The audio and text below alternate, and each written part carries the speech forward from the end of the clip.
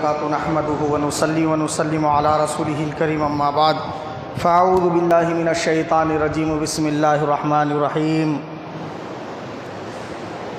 انا انزلناه فی لیلۃ القدر وما ادراک ما لیلۃ القدر لیلۃ القدر خیر من الف شہر تنزل الملائکۃ والروح فیہا بإذن ربہم من کل امر سلام ہی حتی مطلع الفجر صدق اللہ العظیم ان اللہ وملائکتہ یصلون علی النبی یا ایہا الذین آمنوا صلوا علیہ وسلموا تسلیما اللہم صلی وسلم علی سیدنا محمد نور الانوار وسر الاسرار وسید الابرار وعطرتہ بعدد کل معلوم لک السلام علیکہ یا نبی اللہ السلام علیکہ یا رسول اللہ السلام علیکہ یا حبیب اللہ السلام علیکہ یا نور اللہ السلام علیکہ یا ذکر اللہ السلام علیکہ یا خاتم النبیین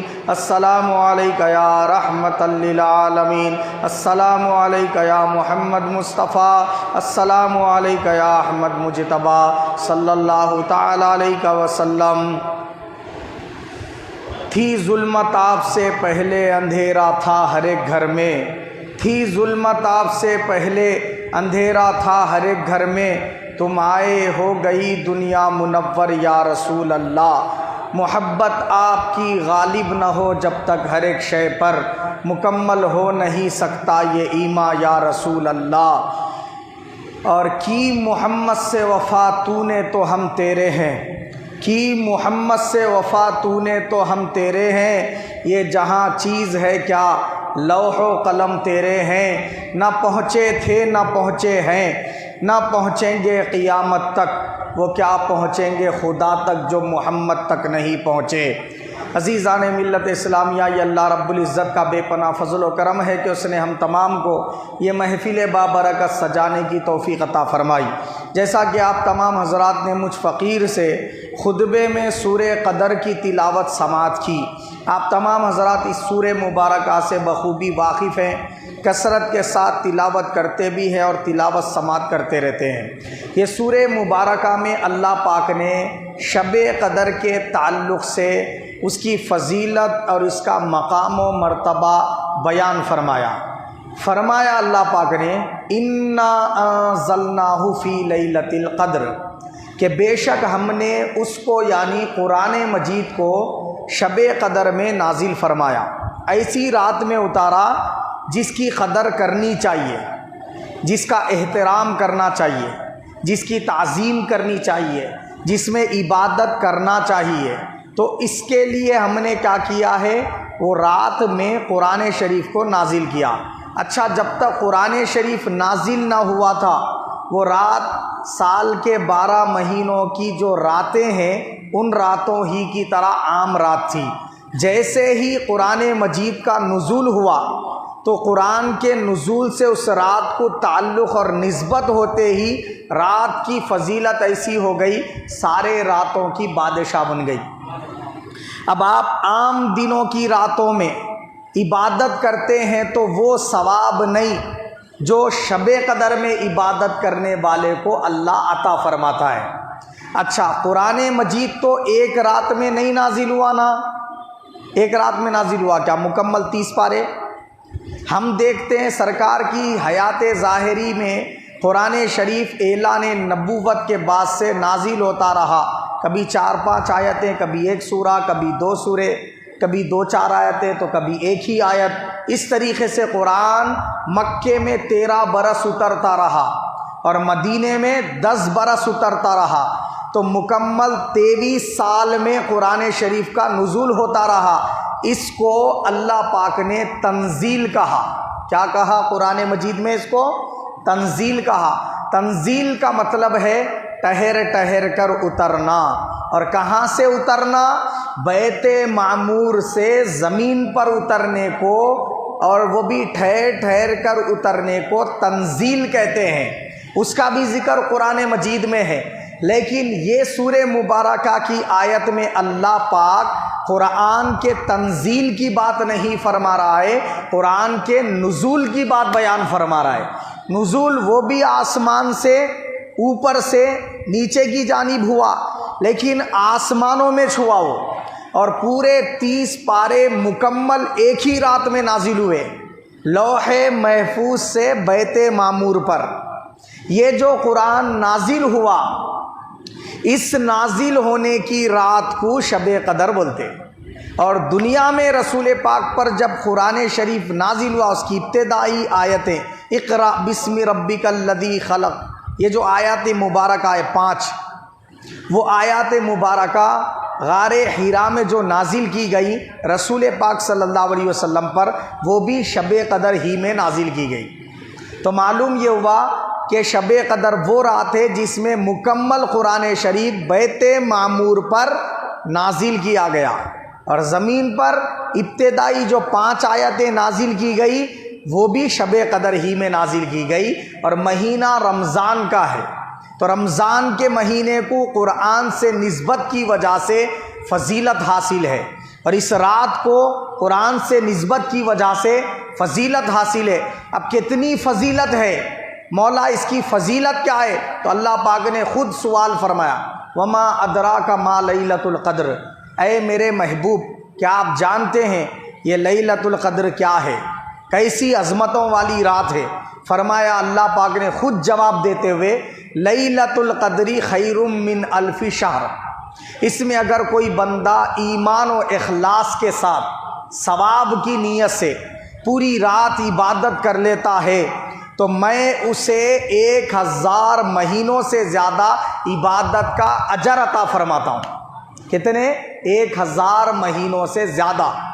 تو 1000 مہینے عموماً 84 سال ہوتے ہو، قریب 84 سال، تو ایک رات میں عبادت کرے تو 84 سال عبادت کا ثواب ہے۔ آپ 84 ایئر عبادت کا ثواب، وہ بھی کیسے؟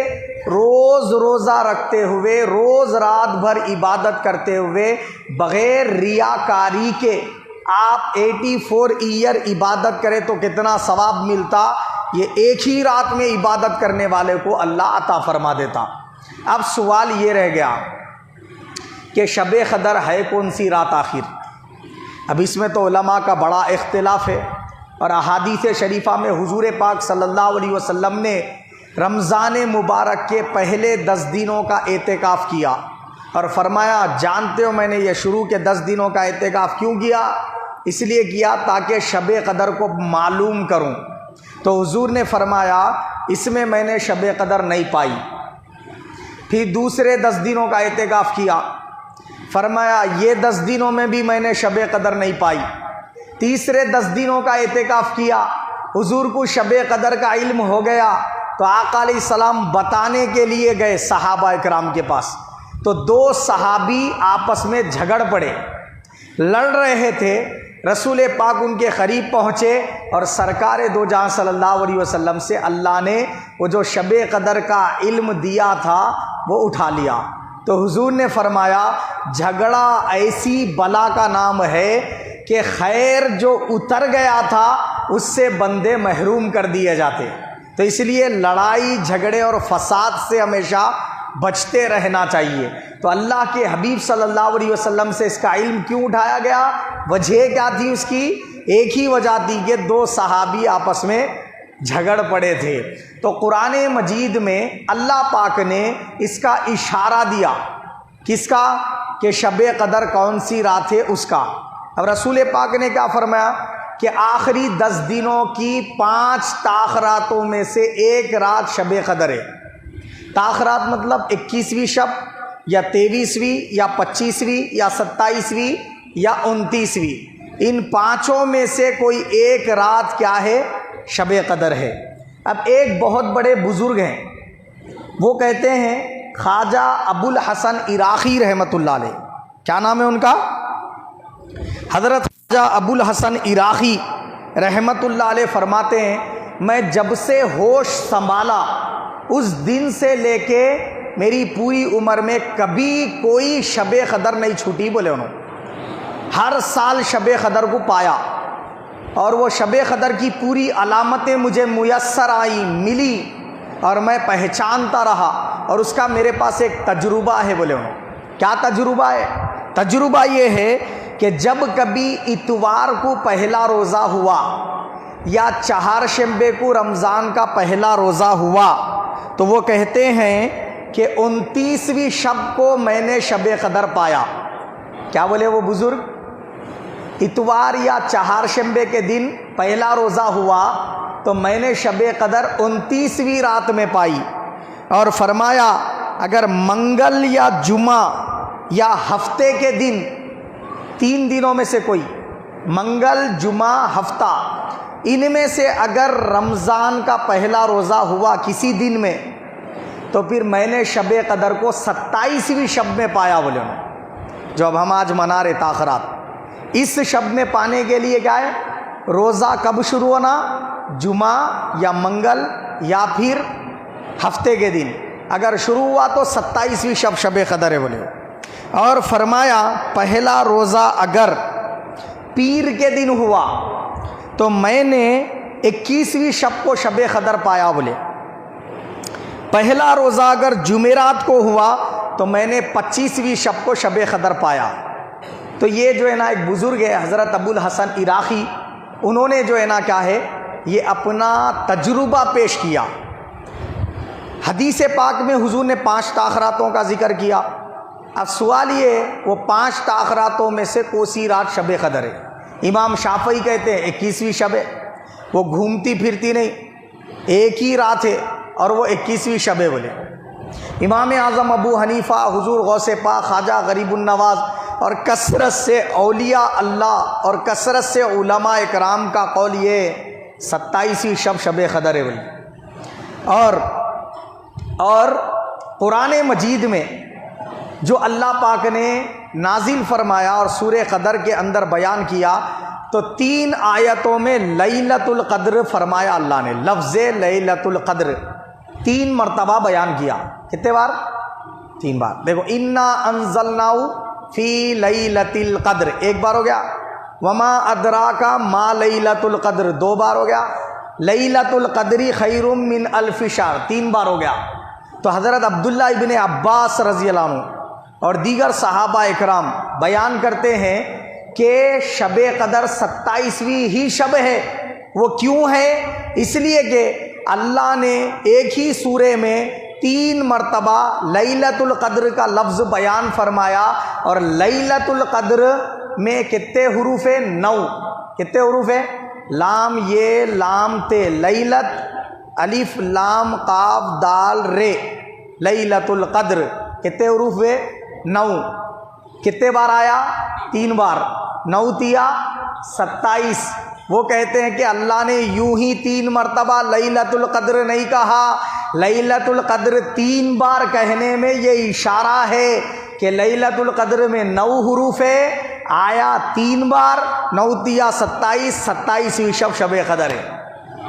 یہ صحابہ اکرام کی اپنی رائے ہے۔ اب شب قدر کے تعلق سے اس رات کی کچھ علامات ہیں، کچھ نشانیاں ہیں۔ اب اس کو اللہ کے حبیب نے بھی بیان فرمایا، صحابہ نے اپنے تجربات اور اولیاء اللہ نے اپنے اپنے تجربات بیان فرمایا۔ اس میں سے ایک تجربہ حضرت خواجہ ابو الحسن عراقی کا میں بتا چکا کہ کوسے دن پہلا روزہ ہوا تو کب شب قدر کو نہ پائے۔ دوسری علامت شب قدر کی یہ ہے کہ رات میں موسم اعتدال پہ رہتا، نہ زیادہ سردی ہوتی نہ زیادہ گرمی ہوتی، نہ ہی اس رات میں بارش ہوتی نہ اس رات میں آسمان پہ ابر ہوتی۔ ابر بھی نہیں ہوتی آسمان پہ، بارش بھی نہیں ہوتی، موسم اعتدال پہ رہتا، نہ سردی زیادہ ہوتی نہ گرمی زیادہ ہوتی۔ 4 باتیں ہو گئی۔ 5ویں بات یہ کہ آسمان پورا تاروں سے مزین ہوتا ہے، تارے بہت زیادہ جگمگاتے رہتے، وہ رات روشن روشن رہتی، اور ہر عبادت کرنے والے بندے کے سر پر فرشتے اپنے پر پھیرتے رہتے، اور سمندروں کا کھارا پانی اس رات میں میٹھا ہو جاتا۔ جیسے نل کا پانی کیسے میٹھا رہتا، نہیں نل سے آتا سو، ویسا تالاب کا پانی کیسا میٹھا رہتا ایسے سمندروں کا کھارا پانی میٹھا ہو جاتا۔ اس رات میں کھارا پانی نہیں رہتا سمندر کا، یہ علامات ہے رات میں۔ اور علماء اور بہت سارے بزرگان دین سے یہ بھی منقول ہے، ہم نے اس رات میں ایک اور علامت کو پایا کہ اس رات میں کتے نہیں بھونکتے، کتے بھونکتے نہیں بولے۔ اور جب صبح کو سورج طلوع ہوتا ہے تو سورج جو طلوع ہوتا بغیر کرنوں کے نکلتا۔ سال کے 12 مہینے کیسا نکلتا سورج؟ کرنوں کے ساتھ نکلتا، مگر شب قدر جس رات میں ہوتی اس کی صبح جو سورج نکلتا بغیر کرنوں کے نکلتا بولے۔ یہ علامات ہے شب قدر کی۔ اب شب قدر میں کیا خالی قرآن ہی نازل ہوا یا اور کچھ بھی ہوتا اس میں دوسرا؟ تو اللہ پاک نے فرمایا قرآن تو نازل ہوا، اب فرشتے بھی اس رات میں اترتے ہیں۔ تنزل الملائکۃ والروح فیہا، ہر سال جبرائیل علیہ السلام فرشتوں کو لے کے زمین پہ آتے۔ کب آتے وہ؟ شب قدر میں۔ کیسا آتے ان کے آنے کا انداز کیسا رہتا؟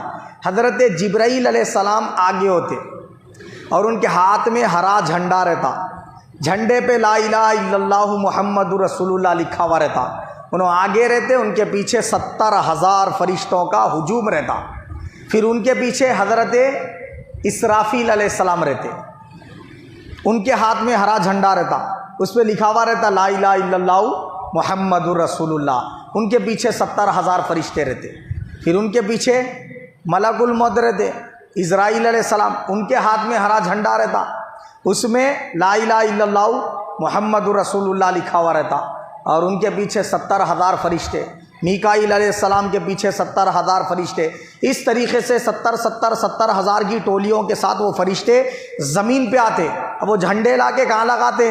پہلا جھنڈا لے کے آتے کعبۃ اللہ کے اوپر نصب کرتے، دوسرا جھنڈا جہاں رسول پاک صلی اللہ علیہ وسلم کی قبر مبارک ہے وہاں لگاتے، تیسرا جھنڈا بیت المقدس میں مسجد اقصیٰ پہ لگاتے۔ وہ فرشتے زمین پہ آ کے پرانا جھنڈا ہر سال چینج کرتے، نیا جھنڈا لگا دیتے، یہ کام کرتے۔ اور ساتھ میں کیا کرتے؟ روئے زمین پہ عبادت کرنے والے بندوں کے ساتھ وہ بھی عبادات میں مشغول ہو جاتے، اور ان کے ساتھ رہتے، وہ محفلوں کے اندر رہتے، نماز پڑھنے والوں کے ساتھ ہو جاتے، دعا مانگنے والوں کے ساتھ ہو جاتے، دعا مانگنے کے والے کے دعا پر آمین کہتے۔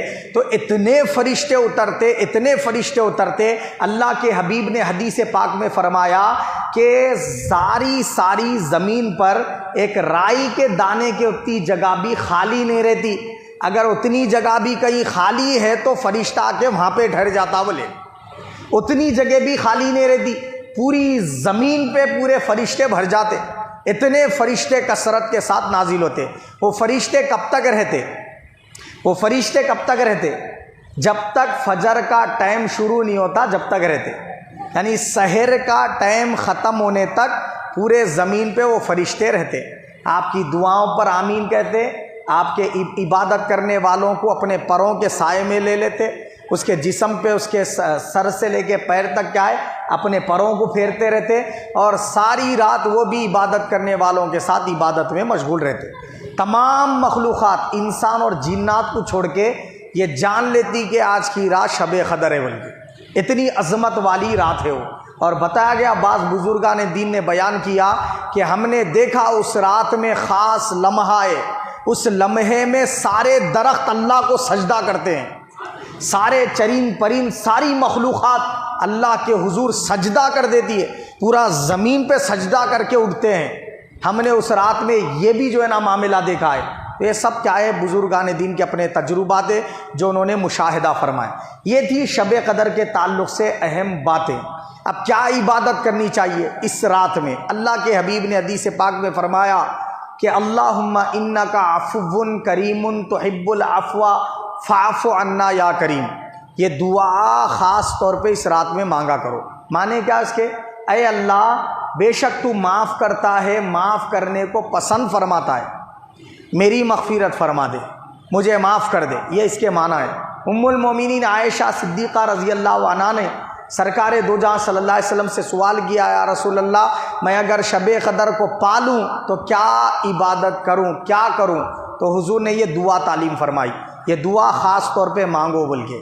تو معلوم ہوا شب قدر میں یہ دعا خاص طور پر مانگنی چاہیے۔ اب عبادت کے لیے کوئی خاص عبادت سرکار نے یہ کرو نقل نہیں فرمائی، بیان نہیں فرمائی، بلکہ امت کو اختیار دیا، جو چاہے آپ عبادت کر سکتے، تلاوت قرآن کر سکتے، صدقہ خیرات کر سکتے، نفل نمازیں پڑھ سکتے، صلاۃ و تسبیح پڑھ سکتے، اور کیا ہے درود شریف کا دستر پڑھ سکتے، جو آپ نیک عمل کرنا چاہ رہے اس رات میں وہ نیکی کر سکتے، سحر کا بندوبست کر سکتے، کیا معتکفین حضرات کی خدمت کر سکتے، پیاسوں کو پانی پلا سکتے، بھوکے کو کھانا کھلا سکتے، اسی طریقے سے صدقہ خیرات جو کرنا ہے، قبر کی زیارت کے لیے جا سکتے، یہ تمام خیر والے کام اس رات میں آپ کر سکتے، اس میں سے جو آپ کا جی چاہے وہ عبادت کر سکتے، مگر بہتر ہے کہ عبادت میں وقت گزارنا چاہیے، غفلت میں اس رات میں غفلت میں اس رات کو ضائع نہیں کرنا چاہیے۔ حضور نے حدیث پاک میں فرمایا،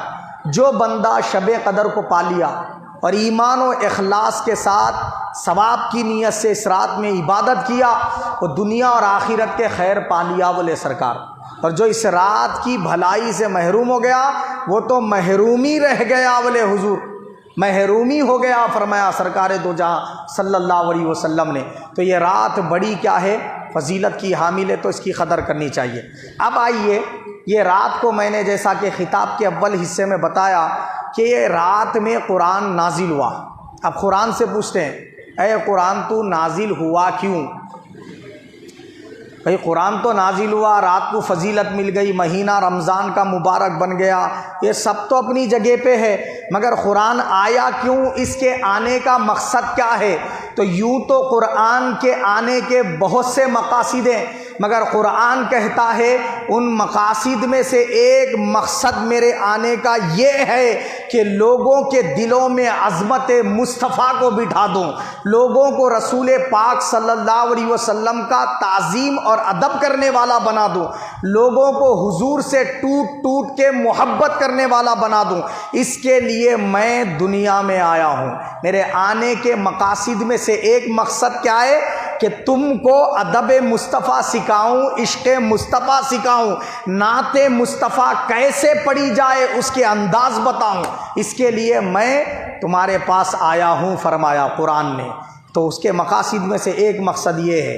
تو اب دیکھتے ہیں کہ قرآن شریف جو نازل ہوا وہ کس طرح نازل ہوا۔ دیکھو پچھلے انبیاء میں جو رسول ہوئے ان پر بھی کتابیں اتری کہ نہیں اتری، جیسا کہ عیسیٰ روح اللہ پر انجیل اتری، موسیٰ کلیم اللہ پہ توریت اتری، داؤد خلیفۃ اللہ پہ زبور اتری، مگر وہ رسولوں کے لیے اللہ کا قانون الگ تھا، اور سرکار دو جہاں صلی اللہ علیہ وسلم کے لیے اللہ کا قانون کچھ اور تھا، تاکہ لوگ حضور کی رسالت، ان کی رسالت کو سیم نہ سمجھنے، کیا ہے حضور کے درجے اور مراتب کو، وہ رسولوں کے مراتب کو سیم نہ سمجھ لیں، اس کے لیے اللہ پاک نے فرق کر دیا۔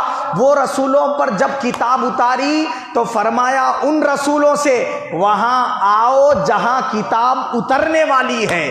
حضرت موسیٰ علیہ السلام سے فرمایا موسیٰ کتاب چاہیے، آؤ کوہ طور پر چڑھ کے نیچے نالین اتار دو، اوپر تشریف لاؤ، 40 دن میرے پاس روزے سے رہو، میری عبادت میں رہو، مخلوق سے لا تعلق ہو جاؤ، اب میں تم پر کتاب نازل کروں گا توریت۔ تو پچھلے رسولوں کے لیے اصول تھا کہ جہاں کتاب اتر رہی ہے وہاں رسول کو جانا پڑے گا، اور ایک دم کتاب ملے گی، کتاب دھیرے دھیرے اتار کر نہیں دی جائے گی، مگر میرے مصطفیٰ نبی کریم رحمت للعالمین صلی اللہ علیہ وسلم کی بات آئی، سب کتابوں کی سردار قرآن شریف نازل ہو رہی ہے، تو قرآن نے یہ نہیں کہا آقا میں جدھر اتر رہا ہوں وہاں آپ کو آنا پڑے گا، نہیں، حضور کو ڈھونڈتا ہوا قرآن آ رہا ہے، سرکار کو گھر میں نہیں پایا، حرم کعبہ میں نہیں پایا، حضور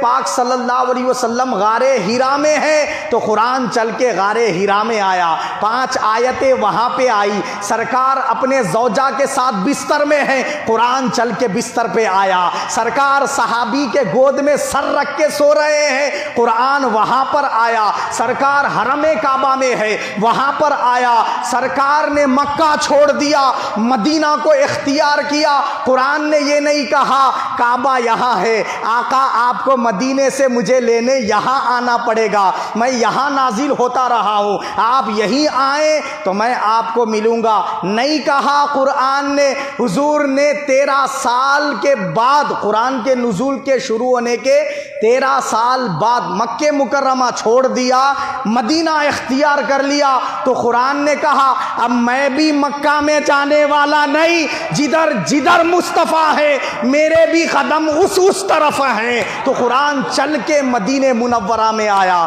حضور پاک کے قدموں کو چومتے ہوئے آیا، تو معلوم ہوا قرآن نے کہا اے قرآن پڑھنے والے میرے نزول کو دیکھ، میں خدم مصطفیٰ ڈھونڈتا پھرتا ہوں، جہاں مصطفیٰ نظر آتے ہیں وہاں جاتا نظر آتا ہوں، تجھے درس یہ دے رہا ہوں اے میرے محبوب صلی اللہ علیہ وسلم کے امتی، تجھے نصیحت یہ کر رہا ہوں میرے نزول کو دیکھ کر تو بھی میرے مصطفیٰ کا ایسا دیوانہ بن جائے، حضور نبی کریم صلی اللہ علیہ وسلم سے ایسی ٹوٹ کے محبت کرنے والا بن جائے۔ یہ کہنا نہیں کہ سرکار دو جہاں صلی اللہ علیہ وسلم کی مسجد میں نماز پڑھے تو 50,000 نمازوں کا ثواب ہے، کعبے میں نماز پڑھے تو 1,00,000 نمازوں کا ثواب ہے، لہذا میں مسجد نبوی کو نہیں جاؤں گا، حرم کعبہ میں ہی نمازیں پڑھوں گا کیونکہ یہاں پہ زیادہ ثواب ہے۔ کئی ایسے بدبخت ہیں مدینے کو جا رہے نہیں۔ میرے آقا نے حدیث پاک میں فرمایا جس شخص نے حج کیا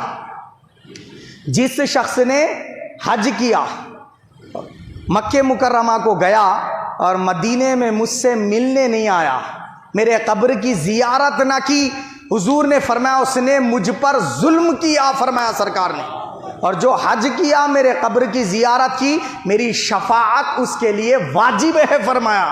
اور ایک حدیث پاک میں حضور نے فرمایا کہ جس نے میرے قبر کی زیارت کی گویا اس نے مجھ ہی سے ملاقات کی، فرمایا سرکار نے۔ یہ شرف و فضیلت ہے۔ مکے میں آپ عبادت کرتے ہیں تو وہاں اللہ ثواب کا وعدہ دیتا ہے، کیا فرماتا ہے؟ طواف کرو تو یہ ثواب دوں گا، گناہ بخش دوں گا، فلاں نعمت سے نوازوں گا، جنت میں اتنے محل بنا دوں گا، کیا جنت کی اتنی حوریں دوں گا، سب وعدہ دیتا ہے۔ مکہ مکرمہ میں جب آپ عبادت کرتے ہیں تو وعدہ دیا جاتا ہے، لیکن مدینہ منورہ میں جب آتے ہیں تو جنت میں پہنچا دیا جاتا ہے۔ ایسے نہیں کہہ رہا، وہاں رسول پاک نے اپنے قبر اطہر سے منبر کے بیچ کی زمین کے لیے فرمایا کہ یہ ریاض الجنہ ہے، فرمایا سرکار نے۔ ریاض الجنہ کا مطلب سمجھتے؟ جنت کی زمین کس کو بولتے؟ جنت کی زمین کو ریاض الجنہ بولتے۔ تو آقا نے فرمایا حج کرنے والے حج کر لے، میرے پاس آ تو تجھے جنت میں یہی پہنچا دیتا ہوں۔ اگر جنت میں سانسیں جنت میں لینا چاہتا ہے تو میرے مسجد نبوی میں آ کے ریاض الجنہ میں لے لے۔ اگر جنت میں کسی کی خواہش ہے نماز پڑھنے کی، وہ سرکار کے مسجد نبوی میں ریاض الجنہ میں نماز پڑھ لے۔ کسی کی خواہش ہے اگر جنت میں دعا مانگنے کی، وہ ریاض الجنہ میں جائے، سرکار کے روضے مبارکہ کے پاس۔ کیا معلوم ہوا؟ مکہ جائے تو وعدہ ملا، وہ وعدے کا رزلٹ مدینہ منورہ میں ہے، رسول پاک صلی اللہ علیہ وسلم کے آستانے میں ہے۔ تو عزیزان ملت اسلامیہ، قرآن سے پوچھو کہ رسول پاک صلی اللہ علیہ وسلم کو ہم کیا مانیں، کیسا مانیں، رسول پاک کو کیسا مانے تو حضور کو ماننے کا حق ادا ہو۔ ہم اگر حضور کو مانتے ہیں تو کس طرح مانیں؟ بہت سارے تو کہتے ہیں اللہ کے ساتھ جوڑ دیں، اللہ کے ذکر کے ساتھ رسول کا ذکر جوڑ دیں، شرک ہو جائے گا۔ اللہ تعالیٰ کے عظمت کے ساتھ رسول کی جو ہے نا کیا ہے تعریف اور توصیف کو بیان کرے، حضور کی شان سنائے، نعتیں گنگنائے، لوگ کہتے ہیں شرک ہو جائے گا۔ ہم نے اگر کہہ دیا اللہ اس کے رسول نے عطا کیا، لوگ کہتے ہیں شرک ہو گیا۔ ہم نے کہا اللہ رسول نے مالدار بنا دیا، تو لوگ کہتے ہیں شرک ہو گیا، ہم نے اللہ کے ساتھ رسول کا نام لیا، لوگ کہتے ہیں شرک ہو گیا، یا اللہ ادھر لکھ کر یا محمد ادھر لکھ دیا، لوگ کہتے ہیں شرک ہو گیا۔ اے قرآن تجھ سے پوچھتے ہیں تو بتا توحید کیا ہے، شرک کیا ہے؟ تو قربان جائیں قرآن مجید کہتا ہے آؤ تم کو سکھاؤں خدا کی توحید کیا ہے، نبی کی عظمت اور نبی کی فضیلت کیا ہے، نبی کا مقام اللہ کے حضور کیا ہے، کیا توحید ہے اور کیا شرک ہے، اس کا فرق تم کو بتاؤں۔ قرآن نے کہا، درود شریف پڑھ لیجئے، اللہم صلی وسلم علی سیدنا محمد نور الانواری ساری و سید الابراری وہی ترتیب عددی کلی معلوم لک۔ یہ قرآن شریف کے آیات مبارکہ سنا رہا ہوں۔ قرآن نے کہا وَمَن يُطِعِ الرَّسُولَ فَقَدْ أَطَاعَ اللَّهَ، جس نے رسول کی اطاعت کی اس نے میری اطاعت کر لی۔ تو کیا بتایا قرآن نے؟ اللہ اور رسول کی اطاعت الگ شے کا نام نہیں ہے، رسول کی اطاعت ہی کا نام خدا کی اطاعت ہے۔ تو اللہ رسول کو قرآن نے جوڑ کر بیان کیا۔ قرآن کہتا ہے وما رمیت اذ رمیت ولکن اللہ رما، کافرین کے لشکر کی طرف سرکار نے مٹی اٹھائی اپنے ہاتھ مبارک میں اور پھینکی تو وہ سارے کافروں کے لشکر پر جا کر اس کے ذرات گرے، کسی کی آنکھوں میں چلے گئے، وہ سارے لشکر والے پلٹ گئے۔ تو یہ جو کمال ظاہر ہوا، یہ جو معجزہ ظاہر ہوا، کس کا ظاہر ہوا تھا؟ رسول پاک کا۔ اب اللہ کیا کہتا ہے؟ وما رمیت اذ رمیت ولکن اللہ رما، میرے محبوب وہ جو اپنے دستے مبارک میں مٹی لے کر آپ نے پھینکی، ارے وہ آپ نے نہیں اللہ نے پھینکی تھی۔ اب مصطفیٰ اللہ نہیں ہے، اللہ مصطفیٰ نہیں ہے، مگر اللہ کہتا ہے دونوں جدا بھی نہیں ہے۔ جو مصطفیٰ کو خدا کہے وہ مشرک ہے، اور جو مصطفیٰ کو مجھ سے جدا کہے وہ تو کافر ہے فرمایا۔ درود شریف پڑھ لیجئے، اللہم صلی وسلم علی سیدنا محمد وعطرتہ بعدد کل معلوم لک۔ قرآن کہتا ہے واللہ ورسولہ احق ان یردوہ، کیا کہا قرآن نے؟ واللہ ورسولہ احق ان یردوہ۔ دیکھو کتنے ذاتوں کا ذکر ہوا، دونوں کا ہوا، اللہ رسول۔ ہونا کیا چاہیے؟ ان دونوں کو راضی کیا جائے یہ کہنا چاہیے، اللہ ورسولہ احق ان یردوہما کہنا چاہیے۔ تو معنی کیا ہوتے؟ اللہ اس کے رسول زیادہ حقدار ہیں کہ ان دونوں کو راضی کیا جائے، مگر اللہ نے ایسا نہیں کہا۔ کیا کہا اللہ پاک نے؟ اللہ ورسولہ احق ان یردوہ، اللہ اس کے رسول زیادہ حقدار ہے کہ اسے راضی کیا جائے۔ تو اللہ کہتا ہے مجھے راضی کرنے والے، مجھے راضی کرنے کی ضرورت نہیں، میرے مصطفیٰ کو خوش کر دے میں خود بخود راضی ہو جاؤں گا۔ رضائے مصطفیٰ رضائے خدا ہے۔ قرآن نے کہا دونوں کو جدا مت کرو رضا کے معاملے میں، دونوں کو جدا مت کرو پھینکنے کے بارے میں، دونوں کو جدا مت کرو اطاعت کے بارے میں۔ فرمایا اللہ قرآن نے کہا وما ینطق عن الہوی ان ہوا الا وحی یوحی، میرے مصطفیٰ جو کچھ اپنی زبان سے کہتے ہیں وہ اپنی خواہش سے نہیں کہتے، زبان ان کی ہوتی ہے، ہلانا میرا ہوتا ہے، تو بات مصطفیٰ کی لبوں سے نکل رہی ہے۔ قرآن کہتا ہے یہ محمد رسول اللہ کی بات نہیں میری بات ہے۔ ذاتیں دو ہے مگر بات ایک ہو گئی، ذاتیں دو ہے کلام ایک ہو گیا۔ قرآن نے کہا اغناہم اللہ ورسولہ، کیا کہتے ہیں بولو؟ مالدار بنانا کس کا ہے؟ اللہ کا ہے نا۔ غنی کون کرتا ہے؟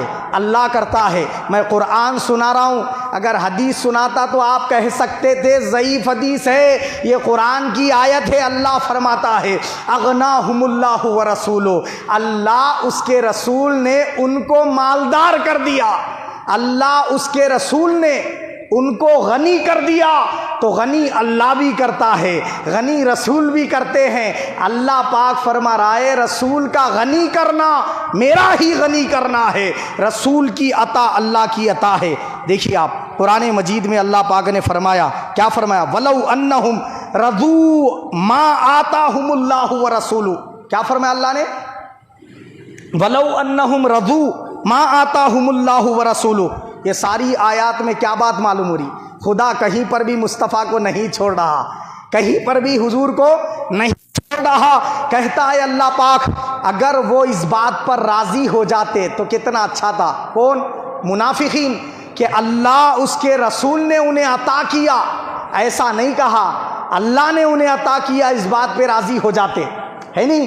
تو رسول پاک کو ساتھ لے کر کہا، اے لوگو، غنی اللہ بھی کرتا ہے، رسول بھی کرتا ہے، عطا اللہ بھی کرتا ہے، رسول بھی کرتا ہے، ذاتیں دو ضرور ہے، عطا ایک ہے، ذاتیں دو ضرور ہے، غنا ایک ہے، ذاتیں دو ضرور ہے، بولی ایک ہے، ذاتیں دو ضرور ہے، فعل ایک ہے، ذاتیں دو ضرور ہے، پھینکنا ایک ہے، ذاتیں دو ضرور ہے، اطاعت ایک ہے، ذاتیں دو ضرور ہے، راستہ ایک ہے، ان ہذا صراط ربی کا مستقیمہ، میرے محبوب جو اسلام آپ لوگوں کو سکھاتے ہیں یہی رب کے طرف آنے کا راستہ ہے، جو آپ کا راستہ ہے وہ میرا راستہ ہے، راستہ ایک ہے مگر ذاتیں دو ہے، ذاتیں دو ہے، راستہ ایک ہے۔ فرماتا ہے قرآن میں اللہ پاک، ان الذین یبایعونک انما یبایعون اللہ ید اللہ فوق ایدیہم،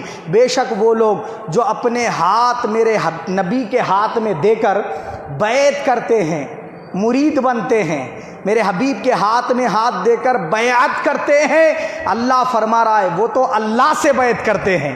ارے حضور سے بیعت کرنا اللہ سے بیعت کرنا ہے، حضور اللہ نہیں ہے، اللہ حضور نہیں ہے، دونوں جدا بھی نہیں ہے، ذاتیں دو ہے اور دونوں کے درمیان بیعت ایک ہے۔ فرمایا اللہ پاک نے وقالوا حسبنا اللہ سیؤتینا اللہ من فضلہ ورسولہ، اب بول ورسولہ، اب بولیے آپ، فضل کس کا ہوتا؟ فضل کس کا ہوتا؟ اللہ کا ہوتا ہے نا، فضل اللہ کا ہوتا ہے، اور اللہ خود قرآن میں فرما رہا ہے سیؤتین اللہ من فضلہ ورسولہ، کیا فرمایا اللہ پاک نے؟ ان قریب اللہ اس کے رسول انہیں اپنے فضل سے نواز دیں گے، اللہ اور رسول اپنے فضل سے نوازیں گے، تو فضل اللہ کا بھی ہے رسول کا بھی ہے، ذاتیں دو ہے فضل ایک ہو گیا، ذاتیں دو ہے فضل ایک ہو گیا۔ قرآن نے کہا انعام کون دیتا ہے؟ نعمت کون دیتا ہے؟ ہم کہتے ہیں اللہ دیتا ہے، ہم صرف اللہ کا نام لیتے ہیں۔ قرآن کہتا ہے اے توحید کا اقرار کرنے والے، صرف یہ نہ کہہ کہ انعام نعمت کا دینا اللہ کا ہے، قرآن کہتا ہے انعم اللہ علیہ وانعمت علیہ، اے محبوب اللہ نے ان پر انعام کیا اور آپ نے انعام کیا، ذاتیں دو ہے، انعام دینا نعمت دینا ایک ہو گیا۔ قرآن نے کہا لا تقدموا بین یدی اللہ ورسولہ۔ اب دیکھیے آپ، کچھ صحابہ نے کیا کیا، سرکار سے پہلے روزہ رکھ لیا، بعض صحابہ نے کیا کیا، عید کے دن، قربانی کی عید کے دن سرکار ابھی قربانی کرے چنی، حضور سے پہلے قربانی کر لی، تو وہ آگے کس سے بڑھے؟ بولو نا، کس سے آگے بڑھے؟ سرکار سے، حضور سے روزہ رکھنے میں پہل کر لی، حضور سے قربانی کرنے میں پہل کر لی، بڑے حضور سے آگے۔ کچھ کیا کر رہے تھے، سرکار سے آگے آگے چل رہے تھے، تو وہ قدم اپنے حضور سے آگے آگے بڑھائے، تو بڑے کس سے؟ حضور سے آگے بڑھے۔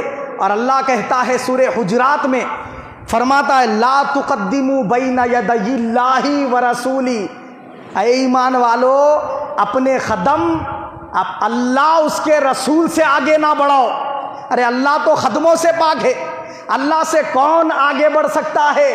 مگر قرآن کہتا ہے نبی سے آگے بڑھ جانا، نبی پر پہل کر دینا، نبی سے پہلے ذبح کر دینا، یہ اللہ ہی سے پہلے کر دینا ہے۔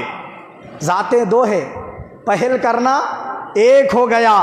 قرآن کہتا ہے لِتُؤْمِنُوا بِاللَّهِ وَرَسُولِهِ وَتُعَزِّرُوهُ وَتُوَقِّرُوهُ، دیکھو، تاکہ وہ ایمان لائے اللہ پر، اس کے رسول پر، اور اس کے رسول کی کیا کریں؟ تعزیر کریں اور توقیر کریں۔ اللہ اور رسول کی کیا کریں؟ تعزیر و توقیر، مطلب تعظیم کریں، ادب کریں۔ تو ذاتیں دو ہے، ادب ایک ہو گیا، ذاتیں دو ہے، ادب ایک ہو گیا۔ قرآن نے کہا وَمَن يَعْصِ اللَّهَ وَرَسُولَهُ، کہ جس نے اللہ اس کے رسول کی نافرمانی کی، ذاتیں دو ہے، نافرمانی ایک ہو گئی۔ براءۃ من اللہ ورسولہ، کہ اللہ اس کے رسول سے برات ہے، اللہ اس کے رسول کیا ہے؟ برات کرتے ہیں۔ اذان من اللہ و رسولی، اللہ اس کے رسول بلاتے ہیں، تو اللہ اور اس کے رسول کا بلانا ایک ہے، اللہ اس کے رسول کی برات ایک ہے، اللہ اس کے رسول کا نافرمانی کرنا ایک ہے۔ ان الذین یؤذون اللہ ورسولہ، کہ بے شک وہ لوگ جو اللہ اس کے رسول کو ایذا دیتے ہیں، تکلیف دیتے ہیں، تو رسول کو تکلیف دینا اللہ نے کہا اللہ کو تکلیف دینا ہے، ذاتیں دو ہے، تکلیف ایک ہو گئی۔ فرمایا احب الیکم من اللہ ورسولی، ذاتیں دو ہے، محبت ایک ہو گئی۔ جو اللہ اس کے رسول سے محبت کرے تو محبت مصطفیٰ ہی محبت خدا ہے۔ فرمایا اللہ پاک نے اذا دعوا الی اللہ ورسولی، کہ اللہ اس کے رسول کا بلانا ایک ہے، ذاتیں دو ہے، بلانا ایک ہو گیا۔ ان الذین یحادون اللہ ورسولہ، جس نے رسول سے جنگ کی، اللہ سے جنگ کی، ذاتیں دو ہے، جنگ ایک ہو گئی۔ ولا یحرمون اللہ ما حرم اللہ ورسولہ اذا قضى اللہ ورسولہ، فرمایا اللہ نے، اللہ اور اس کے رسول حرام کرتے ہیں، تو ذاتیں دو ہے، حرام کرنا ایک ہو گیا۔ قرآن کہتا ہے فیصلہ اللہ رسول کا ایک ہے، ذاتیں دو ہے، فیصلہ ایک ہو گیا۔ اور اس کے ساتھ اللہ پاک فرماتا ہے اطیعوا اللہ ورسولہ ولا تولوا عنہ، جو منافقین آپ سے منہ پھیر کر جاتے ہیں، جو کافرین آپ سے منہ پھیر کر جاتے ہیں، وہ تو اللہ سے منہ پھیرتے ہیں، تو اللہ تعالیٰ نے منہ پھیر لینے کو رسول سے منہ پھیر رہے ہیں، اپنی ذات سے منہ پھیرنا قرار دیا، تو پھر جانا اللہ اس کے رسول سے ایک ہے۔ بات سمجھیے۔ اسی طریقے سے ترمذی کی حدیث پاک ہے، جلد 4/421، حدیث نمبر 2103 ہے۔ فرمایا اللہ کے حبیب نے اللہ و رسولہ مولا ملا مولا لہو، کیا فرمایا آقا علیہ السلام نے؟ آقا علیہ السلام نے فرمایا اللہ اس کے رسول اس شخص کے مولا ہے جس کا روئے زمین پہ کوئی دوسرا مولا نہیں، مطلب کوئی جس کا جو ہے نا کیا ہے پرسان حال نہیں، کوئی جس کا مددگار نہیں، کوئی جس کا کس نہیں ہے، جو بے کس ہے، بے بس ہے، اور اس کا کوئی مددگار نہیں ہے۔ حضور فرما رہے اللہ اس کا رسول اس کا مددگار ہے۔ اب یہ بات اللہ کے حبیب نے کہی ہے، ہم کہہ دیں تو شرک کے فتوے لگتے ہیں۔ لگاؤ اگر کسی مائی کا لال ہے اگر کوئی شخص، تو وہ رسول پاک پر شرک کا فتویٰ لگا کر دکھائے۔ حضور نے یہ نہیں کہا کہ اللہ کافی ہے اس کے لیے، اللہ اس کے رسول کیا ہیں؟ اس کے مولا ہیں، مددگار ہیں۔ فرمایا آئیے دوسری حدیث پاک ابن ماجہ کی جلد 2 نمبر 896، حدیث نمبر 2680 ہے۔ اس پاک میں رسول پاک صلی اللہ علیہ وسلم نے جو ارشاد فرمایا وہ کس کے لیے فرمایا؟ ایسے کافرین کے لیے جو اسلامی حکومت کے زیر سایہ رہ رہے اور وہ ٹیکس دے رہے، تو وہ ٹیکس دینے والے کافرین کو نہیں قتل کر سکتے، ان کو مار نہیں سکتے، ان کی جان مال عزت و آبرو کی حفاظت کرنا مسلمانوں کی ذمہ داری ہے۔ تو یہ حضور نے بیان کیا، تو کسی نے اگر یہ جانتے ہوئے کسی کافر کا قتل کر دیا، کیسے کافر کا؟ جو اسلامی حکومت کے زیر سایہ ٹیکس دے رہا ہے، وہ ذمی کافر کا قتل کر دیا، تو حضور نے فرمایا، کیا ارشاد فرمایا؟ فی ذمت اللہ و ذمتی و رسولی، کہ وہ کافر کس کے ذمے تھا؟ اللہ اس کے رسول کے ذمے تھا، اللہ اس کے رسول کے امان میں تھا، اور اس نے اللہ رسول کے دیے ہوئے امان کو توڑ دیا۔ جو وہ کافر کا قتل کرنے والا ہے اس نے وہ توڑ دیا۔ تو کیا بات معلوم ہوئی؟ ہم کہتے ہیں فی امان اللہ، ہم تمہیں اللہ کی امان میں دیکھے جا رہے، گھر سے باہر نکل رہے تو بولتے نا فی امان اللہ، اللہ کے حبیب کہہ رہے امان صرف اللہ کی نہیں ہے، امان اللہ کی بھی ہے، رسول کی بھی ہے۔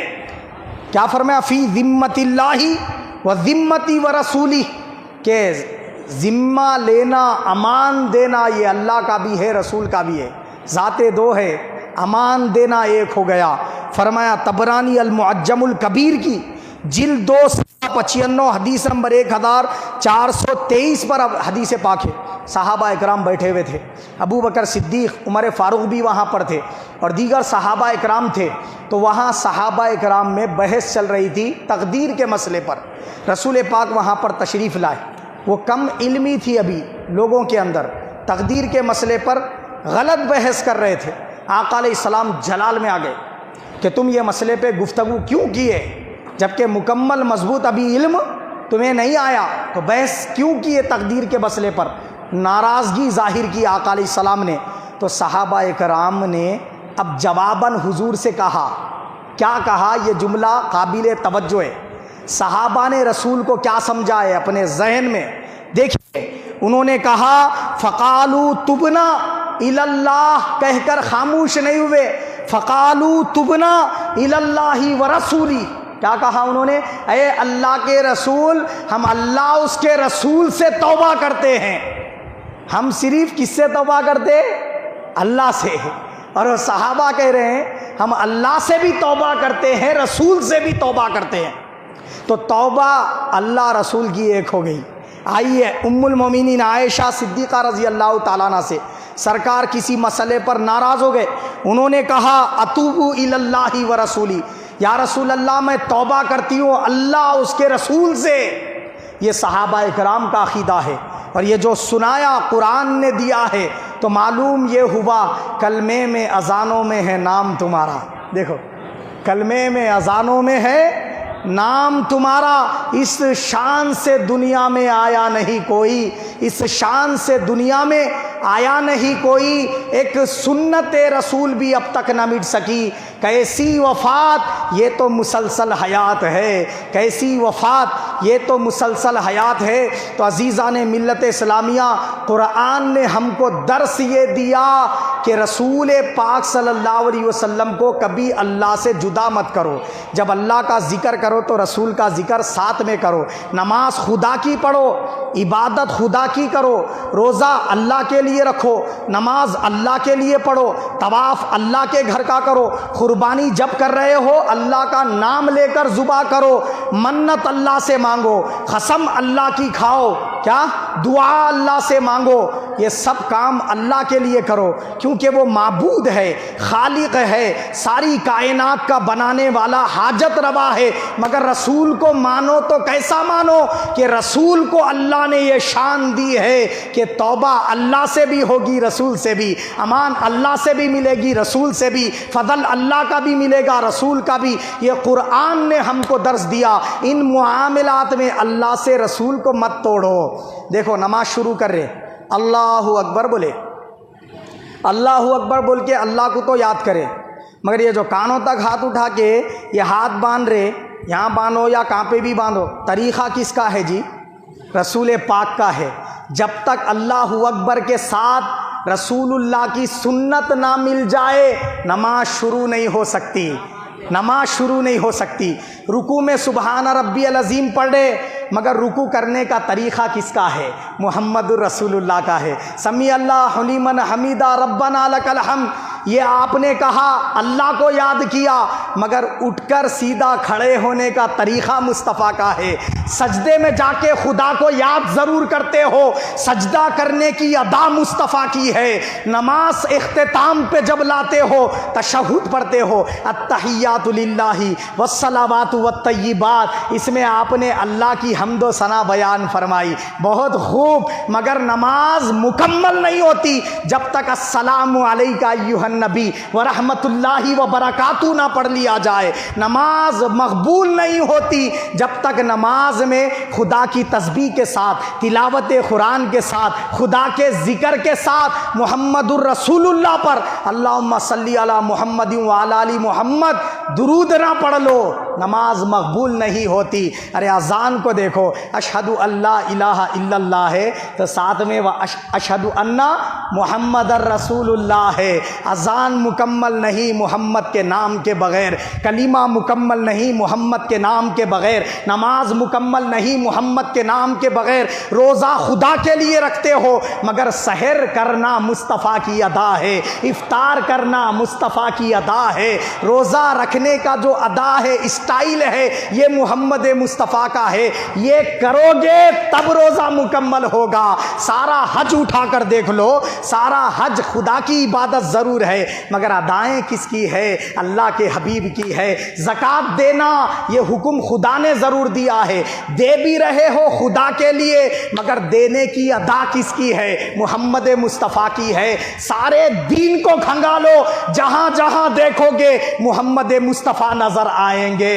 جو شے نظر سے گزرے درود پڑھ، جو شے نظر سے گزرے درود پڑھ، کیونکہ ہر شے سے آیا ہے انوار مصطفیٰ، ہر شے سے آیا ہے انوار مصطفیٰ. رسول پاک صلی اللہ تعالی وسلم کی ذات کی ادائیں، آپ کا ذکر، آپ کی ہر چیز کیا ہے، ہر طرف آپ کو نظر آئے گی. تو زکوٰۃ میں مصطفیٰ کی ادائیں ملی، شرک ہوا.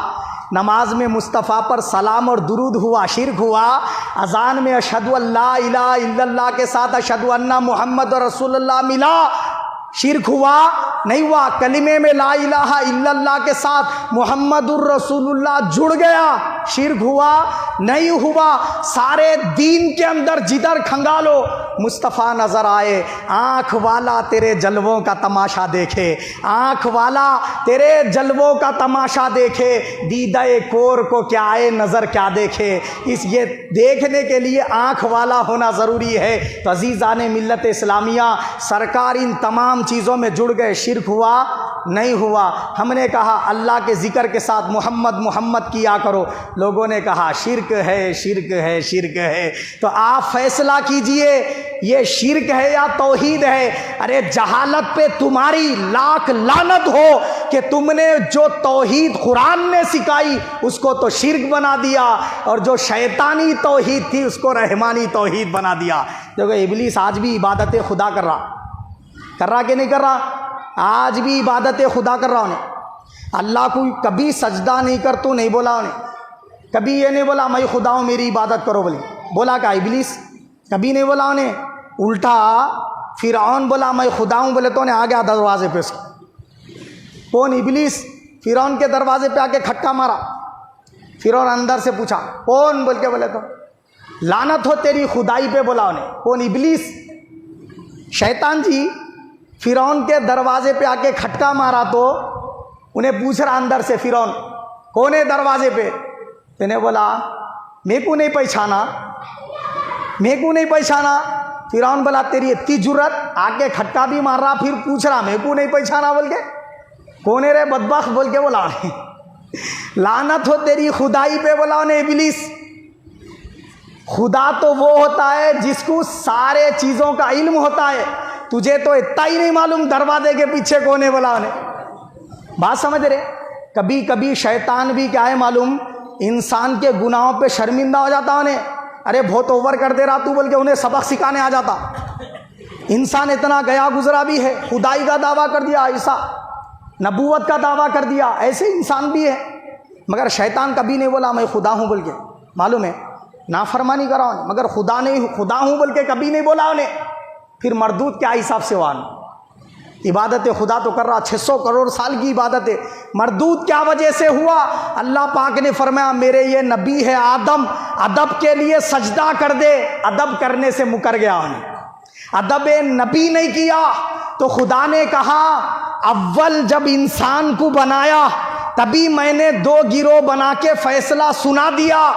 جو ادب نبی کریں گے وہ سچی توحید والے ہیں، جو نبی کے ادب سے مکر جائیں گے وہ توحید کا نام لاکھ لیتے پھرے میرے محبوب نہیں بن سکتے. تو قرآن نے ہمیں صاف طور پہ بتا دیا کہ توحید ایک مردود بھی ہے اور ایک توحید مقبول بھی ہے. مقبول توحید والے بننا چاہتے ہو اللہ کے ساتھ نبی کیا کرو، اور اگر مردود توحید والے بننا چاہتے ہو ابلیس کی طرح تو پھر کیا ہے، ہر وقت کہتے پھرو نام خدا سے نام نبی جوڑنا شرک ہے شرک ہے شرک ہے.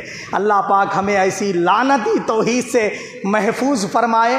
اچھا ایک بات یہ بھی گوشے گزار کرتا چلوں، اس کا مطلب آپ کہیں یہ سمجھ لیں گے کہ نبی خدا کے برابر ہے، ہرگز نہیں. یہ کہنے کی کبھی غلطی مت کرنا. ورنہ ایمان سے ہاتھ دھو بیٹھو گے۔ نبی ہمیشہ نبی ہے، خدا ہمیشہ خدا ہے، وہ کبھی نبی نہیں، نبی کبھی خدا نہیں، اور دونوں میں ہمیشہ جو فرق ہے وہ رہنے والا ہے، کبھی مٹنے والا نہیں۔ خدا وہ ہے جو کسی کا بیٹا نہیں، محمد رسول اللہ وہ ہیں جن کے امی بھی ہے، ابا بھی ہے، دادا بھی ہے، دادی بھی ہے، نانا بھی ہے، نانی بھی ہے، چاچا بھی ہے، چاچی بھی ہے، پھوپا بھی ہے، پھوپھی بھی ہے، خالہ بھی ہے، خالو بھی ہے، جن کے یہ سارے رشتہ داریاں ہیں وہ نبی ہے، اور جس کی کوئی رشتہ داری نہیں وہ خدا ہے۔ لم یلد ولم یولد، وہ کسی کا بیٹا نہیں ہے، مگر محمد مصطفیٰ حضرت آمنہ و عبداللہ کے فرزند ہیں۔ اللہ کی کوئی اولاد نہیں، مگر محمد مصطفیٰ کی اولاد ہے۔ حضور کو 3 صاحبزادے 4 صاحبزادیاں ہوئی ہیں۔ حضور کے ایک صاحبزادے کا نام قاسم، اور ایک کا نام عبداللہ، اور ایک کا نام کیا ہے؟ طاہر۔ یہ کیا ہے؟ رسول پاک کے صاحبزادے ہیں۔ اور دوسرے ابراہیم، اور رسول پاک کی صاحبزادیوں کے نام حضرت ام کلثوم، حضرت زینب، حضرت رقیہ، حضرت سیدہ فاطمہ۔ اللہ وہ ہے جس کی کوئی اولاد نہیں، نبی وہ ہے جن کی اولاد ہے، اللہ وہ ہے جو کھاتا پیتا نہیں، مگر محمد مصطفیٰ وہ ہے جنہیں بھوک بھی لگتی ہے، پیاس بھی لگتی ہے، جنہیں نیند بھی آتی ہے، سوتے بھی ہیں۔ اللہ وہ ہے جو لا تأخذہ سینۃ ولا نوم، نیند تو دور کی بات ہے اسے اونگ بھی نہیں آتی، وہ بیمار نہیں ہوتا، محمد مصطفیٰ بیمار بھی ہوتے ہیں، وہ بیت الخلاء اور جو ہے نا کہ پیشاب وغیرہ کی حاجتوں سے پاک ہے، مگر نبی کو یہ حاجتیں لگی ہوئی ہے۔ اللہ وہ ہے جو جسمانیت سے پاک ہے، مگر نبی وہ ہے جو جسم والے بھی ہیں، ان کو پسینہ بھی آتا ہے، آنکھوں میں سرما بھی لگاتے ہیں، کپڑوں پہ عطر بھی لگاتے ہیں، لباس بھی پہنتے ہیں، یہ تمام جو ہے نا کیا ہے رسول پاک صلی اللہ علیہ وسلم کرتے ہیں۔ یہ فرق کبھی مٹنے والے نہیں ہیں، یہ فرق کبھی مٹنے والے نہیں ہیں۔ تو خدا خدا ہے، مصطفیٰ مصطفیٰ ہے، مصطفیٰ کبھی خدا نہیں، خدا کبھی مصطفیٰ نہیں، مگر دونوں کہیں بھی کبھی جدا بھی نہیں۔ جو جدا کریں گا انہیں قرآن کے خلاف جا رہا ہے، احادیث کے خلاف جا رہا ہے، اور جو اللہ اور رسول کو ملا کر بیان کرے، ملا کر بیان کرنے کا مطلب ان کا ذکر کرنے میں، ان کی شان بولنے میں، ان کا ادب کرنے میں، ملا کر یکجا کر کے بیان کرے، خدا کو خدا مانے، نبی کو نبی مانے، وہ سچا موحد ہے، پکا توحید والا ہے، اس کی توحید اللہ کے حضور مقبول ہے۔ یہ قرآن نے ہم کو نبی کی عظمت کے بارے میں درس دیا ہے۔ آج کے لیے اتنا کافی۔ اللہ پاک مجھے اور آپ سب کو حق قبول کرنے، اس پر عمل کرنے کی توفیق عطا فرمائے، ہم سب کا خاتمہ بالخیر فرمائے، آمین ثم آمین، وما علینا الا البلاغ۔